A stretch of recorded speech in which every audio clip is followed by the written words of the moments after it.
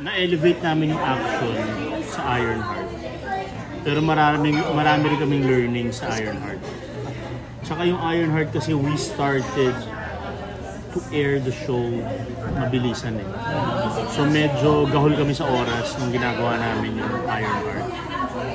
Ito, this time with Incognito, we made sure na we have enough time to prepare, enough time to train, enough time to shoot. So, talagang napaganda ng maayos. Nakuna ng maayos yung mga eksena, hindi siya basta-basta na mga eksena. So, ginawa namin parang film style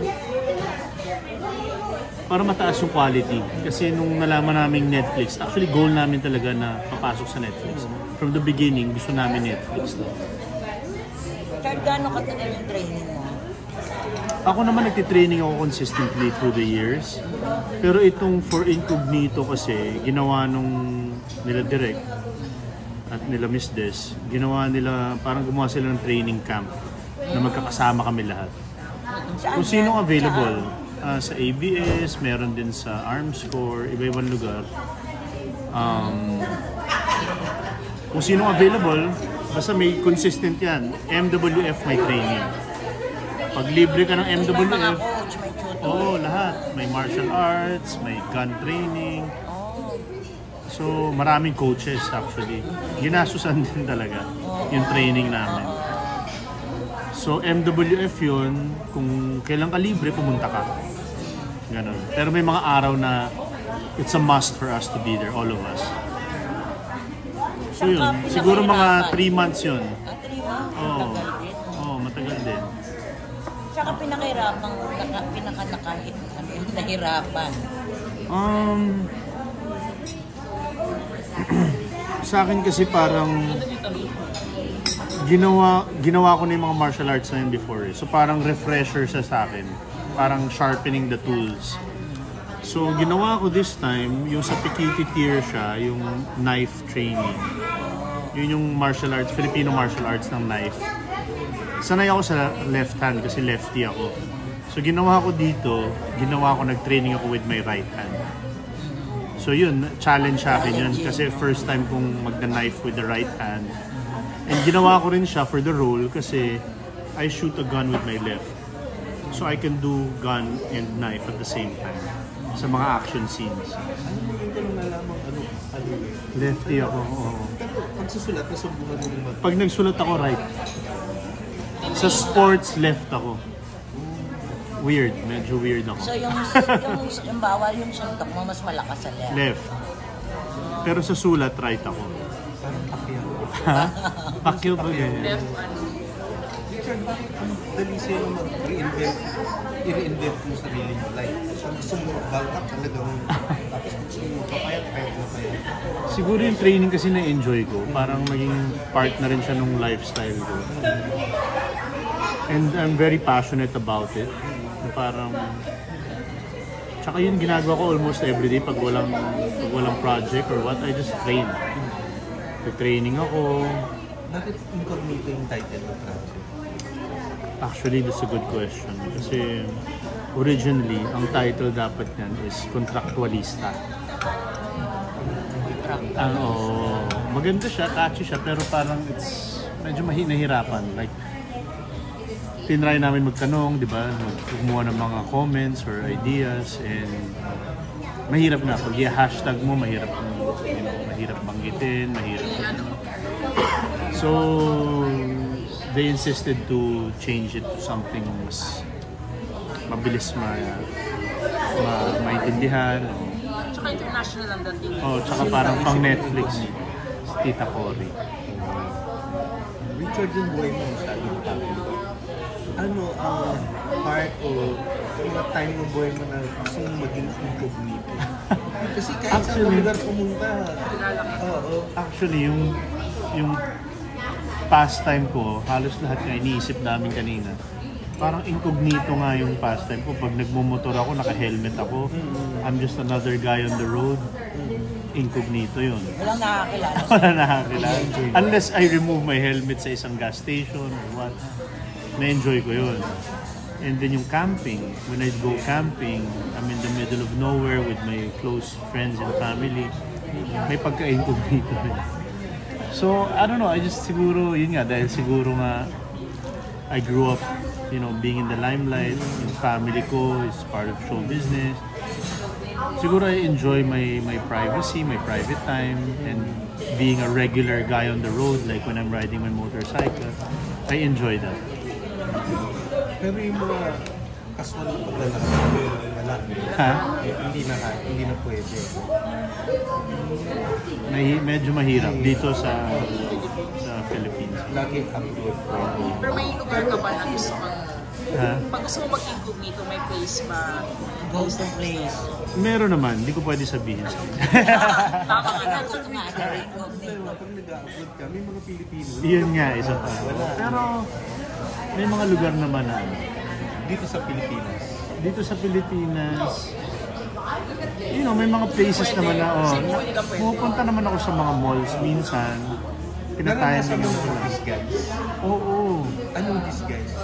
Well, nung pandemic, lagi ako, di ba nauso yung face shield? Oo. Yun, naglalakad ako sa gitna ng kung saan-saan. Hindi ko na natin kilala. Oo, kasi di ba may tinted na face shield dati. So, So naka-mask ako, naka-shades ako, tsaka naka-face shield ako. Oo, saya. Mainit lang, medyo mainit. Sabi kanina, narinig ko sinabi mo 23 years ka sa showbiz. Sabi ni June, Hindi mo sinabi yung pagiging child. 23 years old pa lang ako. Hindi Oo nga sinabi naman. pagiging child. Hindi pa sama, hindi pa kasama. Paano hindi lang mo 2002? No. Dapat sana yung pagiging child. Dapat no? June, isama daw natin. Yung pagiging child star. kasama Sa bilang, sa industry. Kasi ang bilang mo Oo, dapat.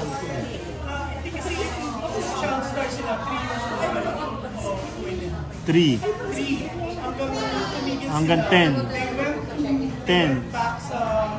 sa LA na 1995. Pero minsan-minsan nila sila lumabas. Alam ko nga nag-stop kami at age of 10. Pero sandali lang. Counted na rin yun kasi sandali lang naman siya nawala. 7. Kasi 1 year pa kayo dito bago kayo umalis, hindi na kayo nag-artista. Oh. So 3 to 10, so 7. 7 years. 7 years plus 23 years, 30 years siya Grabe. 30 na ba? Grabe, parang tanda ako na bigla. Parang ayaw mo na tuloy count. Sorry, 40. Bakit? 40. Ba't naging Tumigil ka na pala, tumigil ka na. 37. Grabe to 40. 40 pa lang ako, no? Pinangan Truman Show. 40 pa lang ako. So, tumigil talaga siya. 1 year siya tumigil bago dun sa 95, 94, last na yata yun. So, 95, then went to the States para magpakasyon yan sa amin. Diretso kayo ng hanggang bumalik siya dito. Bigla ka na nabalik yun na, hindi naman bakasyon na kayo dito. Hindi na kayo nagpulungbay na naman sa kaya So ilang years nga? Total. Okay, so 7 years ka na bata, 7 years, plus 23. 2022, again 23, 25, so 23, 30 years, 7 plus 23 years. Grabe, hindi ka panipaniwala, naka 30 years ka na. Hindi ka pa nagsa-celebrate ng every 10 years? Hindi. Parang nakakahiya na tuloy mag-celebrate. Child star ka na. Ano mo kinoconsider mong highlight ng career? Ano yung captain ba? Milestone year pala. Oo, mga milestones, di ba? Oo. Yung Mulawin siguro. Yung, sa movies, yung Let the Love Begin namin ni Angel. Di ba? Yung sa amin ni Marian, na movie. Tapos yung mga teleserye ko sa GMA, di ba? Ang dami nun. And then lumipat ako ng ABS. First ko, Lalo na Sangre, na hit din. Tapos parang comeback namin ni Angel yun. And then, Ironheart. First solo ko sa ABS na action. And it did very well. So, Very thankful ako doon. Finally, ito naman, ensemble cast. So may tuturing mo din tong highlight. Oh, I think this is also a highlight. Kasi parang ito naman ang first ko na ensemble and then Netflix ang launching. Ako yung team leader namin. Navy SEAL ako na very skilled, very competent na military man. And then na-involve ako because of my beliefs and everything, na-discharge ako sa military. Yung dad ko was an ex-general. So I grew up in a military home. Oo. So, very strict dad, like very, my dad. Talaga? So, Long time. yes. May leading lady ka? Dito, wala, hindi siya talagang leading lady. Love interest mo? Hindi rin, parang lang. Hindi siya focus, no? Hindi focus ang love dito sa amin Hindi masyadong focus ang love. More on storytelling, action, tapos parang siya every week there's a different parang mission and storyline. How would you rate ba, DJ as a new action star? Okay siya. He picks up very well. Athletic naman si DJ. Nakikinig naman siya. And he also suggests kung saan siya komportable. And lagi siya nagtatanong ng questions. So which is a good sign na tama ba to? Tama ba tong form ko? Tama ba tong hawak ko? So nakikita ko na gusto talaga niyang maging kumbaga ma-portray ng maayos yung character sa action. Pero Chard, gusto mo pa rin bang gumawa ng love story? Kasi ang tagal na. Yun yung pinag-uusapan din namin kanina parang kinukulit ako ni Raymond Kinukulit ako ni Raymond na bumalik sa love story. Mga feel good. Feel good na ganyan. Kasi ginawa ko rin siya before and patok naman yung mga ginawa ko before, thank God. So, we'll see. Parang interesting din.